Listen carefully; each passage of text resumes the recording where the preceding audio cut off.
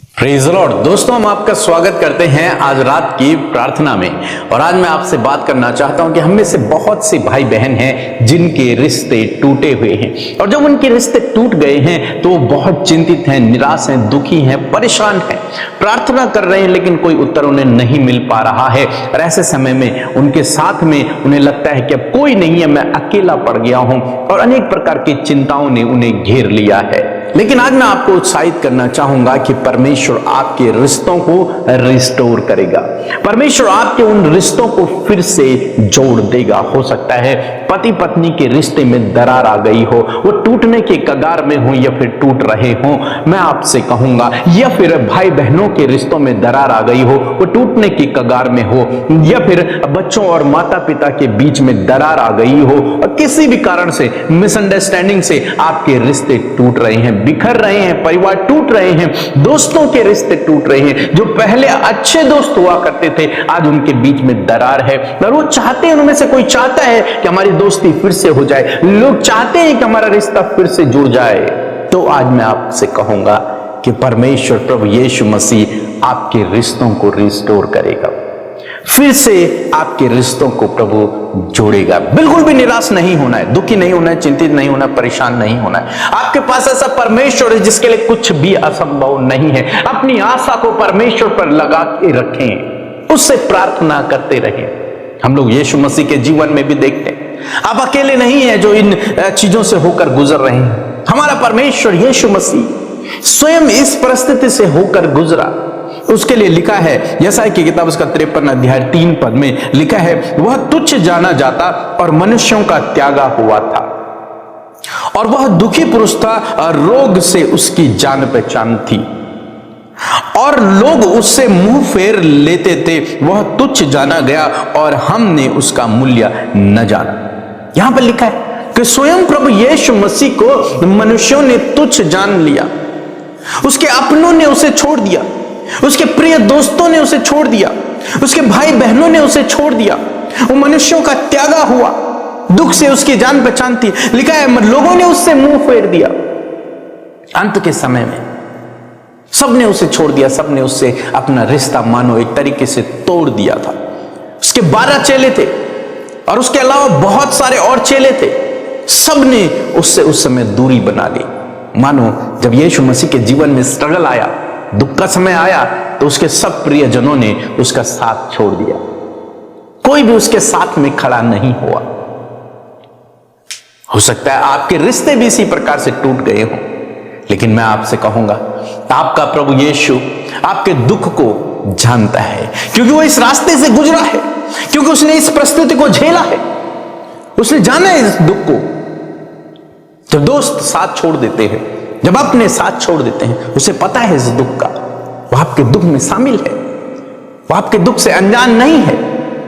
और मैं आपसे कहूंगा, बाइबल में लिखा है योएल की किताब उसका 2 अध्याय 25 पद में कि मैं तुम्हें रिस्टोर करूंगा। जो कुछ तुमने खो दिया था, जो कुछ तुम्हारा नुकसान हुआ है, उसे मैं रिस्टोर करूंगा, उससे मैं फिर से तुम्हें दे दूंगा, मैं उसे फिर से पुनः स्थापित कर दूंगा, पुनः निर्माण कर दूंगा उसको।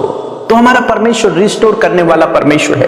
कोई बात नहीं, रिश्ते टूट गए हैं, परमेश्वर ने जोड़ सकता है। यदि आपका भरोसा प्रभु पर है तो वो उन रिश्तों को जोड़ देगा। आप जानते हैं, एसाव और याकूब दोनों भाई थे, बहुत अच्छे मित्र थे, बहुत अच्छे प्यार प्रेम उनके बीच में था। लेकिन एक समय ऐसा आया जब दोनों के बीच में लड़ाई हो गई और दोनों अलग हो गए, लेकिन परमेश्वर ने उनके रिश्ते को फिर से रिस्टोर किया। हम यूसुफ और उसके भाइयों के बीच में देखते हैं, एक हंसता खेलता परिवार था, और उसके भाइयों ने यूसुफ से बैर रखा और उनका रिश्ता टूट गया। मानो यूसुफ का जो परिवार था वो बिखर गया, सबने उसे छोड़ दिया। लेकिन अंत में हम लोग क्या देखते हैं, परमेश्वर ने उस परिवार को फिर से रिस्टोर कर दिया, फिर से परमेश्वर ने उन्हें एक कर दिया। हमारा परमेश्वर परिवारों को टूटने से बचाने वाला परमेश्वर है। मैं आपसे कहूंगा कि परमेश्वर ऐसे ही आपके परिवार को, आपके रिश्तों को टूटने से बचाएगा। आपको डरने की और घबराने की जरूरत नहीं, चिंतित होने की जरूरत नहीं है। हाँ, एक बात और मैं आपसे कहना चाहूंगा, हमारा परमेश्वर महान परमेश्वर है। वो आपके लिए इन टूटे रिश्तों से भी भलाई को उत्पन्न कर सकता है। हो सकता है ये टूटे रिश्ते आपके लिए एक नई शुरुआत भी हो सकते हैं। कई बार किसी का हमारे जीवन से चला जाना वो हमारे लिए बेहतर होता है, बहुत बेहतर होता है। आप समझे, कई बार परमेश्वर के प्लान को आपको समझना है।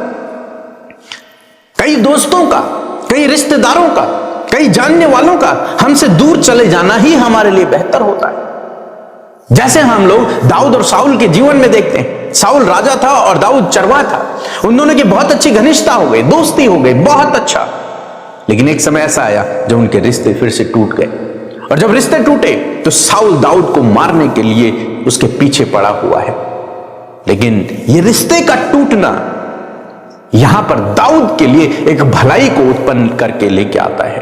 वो क्या भलाई थी कि जब इन दोनों के बीच में वो दरार पैदा हुई, वो लड़ाई झगड़े पैदा हुए, जब एक दूसरे के दूर एंटी हो गए, तब दाऊद राजा बना।